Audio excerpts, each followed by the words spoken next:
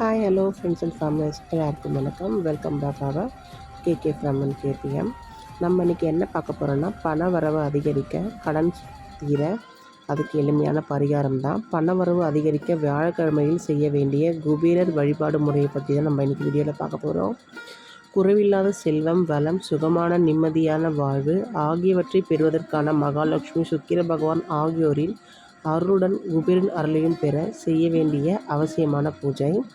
வியாழக்கிழமையில் சில குறிப்பிட்ட முறையில் வீட்டிலே நம்ம எளிமையாக குபேரனுடைய அருளை பெற பூஜை பண்ணிக்கலாம். குபேரனின் அருள் கிடைத்தால் மகாலட்சுமி அருளும் கிடைக்கும் என்றது நம்பிக்கை இருக்குது. குபேர விளக்கு இல்லைனாலும் நம்மக்கிட்ட என்ன விளக்கு இருக்கோ அதை குபேர விளக்காக நினச்சி நம்ம அந்த விளக்குலேயே வழிபாடு செய்யலாம். விளக்கு ஏற்றும் போது நெய் அல்லது நல்லெண்ணெயில் சிலது டைமண்ட் கற்கண்டு, பச்சை கற்பூரம் போட்டு குபேருக்கு பிடித்த நிறமான பச்சை நிறத்தில் திரி போட்டு விளக்கேற்றலாம். இப்படி ஏற்றுறதுனால வீட்டில் பணம் வசியம் ஏற்படும், கடன் சுமை தீரும்.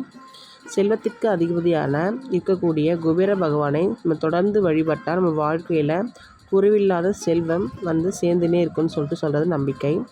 வியாழக்கிழமை என்பது குபேர பகவானுக்கு உகந்த கிழமையாக இருக்கிறதுனால வெள்ளிக்கிழமையில் எப்படி மகாலட்சுமியை வேண்டி வழிபடுறோமோ அதே போல் வியாழக்கிழமையில் குபேரரை வழிபடலாம்.